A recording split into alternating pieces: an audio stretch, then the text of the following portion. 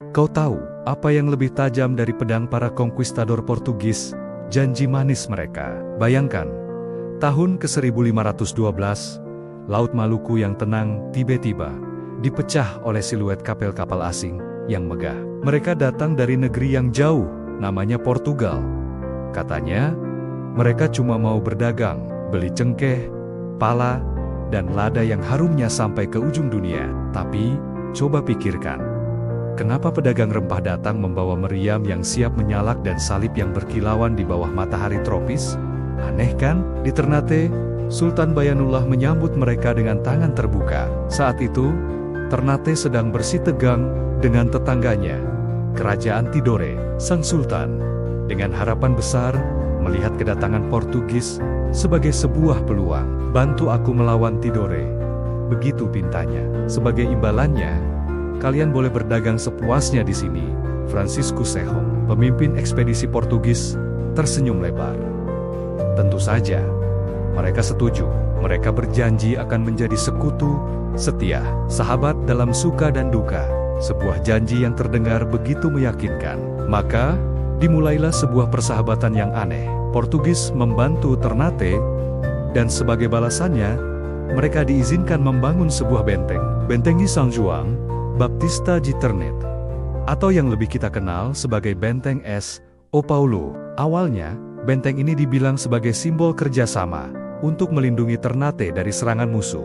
Tapi perlahan, topeng mereka mulai terlepas. Benteng itu berdiri gagah, bukan untuk melindungi Ternate, tapi untuk mengendalikan Ternate. Dari balik dinding batu yang kokoh, Portugis mulai menunjukkan watak aslinya. Mereka menetapkan monopoli.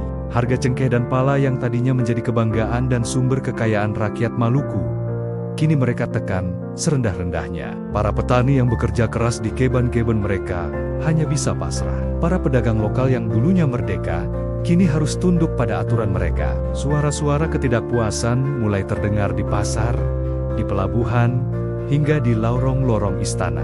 Rakyat mulai marah. Para bangsawan mulai resah.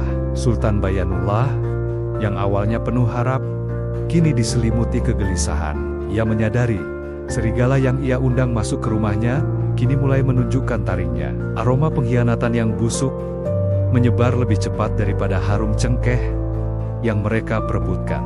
Hubungan yang dimulai dengan senyuman hangat, kini berubah menjadi tatapan dingin penuh curiga.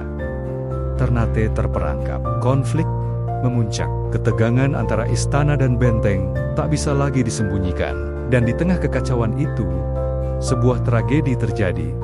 Sultan Bayanullah ditemukan wafat secara misterius. Kabar yang beredar kencang di seluruh penjuru negeri adalah sang sultan telah diracun. Siapa pelakunya? Semua jari menunjuk ke satu arah. Portugis. Kematian sang sultan menjadi titik balik yang menyadarkan semua orang. Saat itulah semua kepingan teka-teki menyatu. Benteng itu tidak pernah dibangun untuk melindungi Ternate. Benteng itu dibangun untuk menjaga rahasia ambisi mereka yang sebenarnya.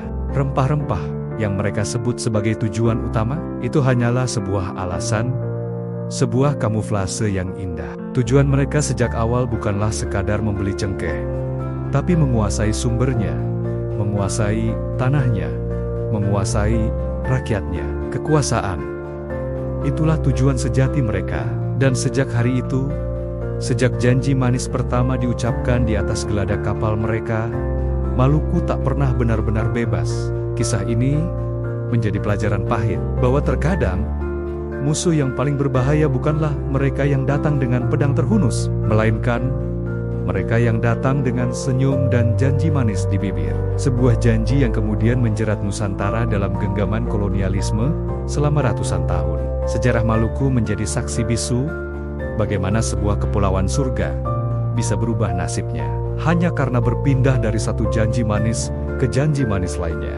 Terima kasih sudah menyimak kisah ini sampai akhir. Sejarah selalu punya banyak cerita untuk kita renungkan. Jangan lupa untuk like, subscribe, dan nyalakan lonceng notifikasinya agar kita bisa terus belajar bersama. Sampai jumpa di video selanjutnya.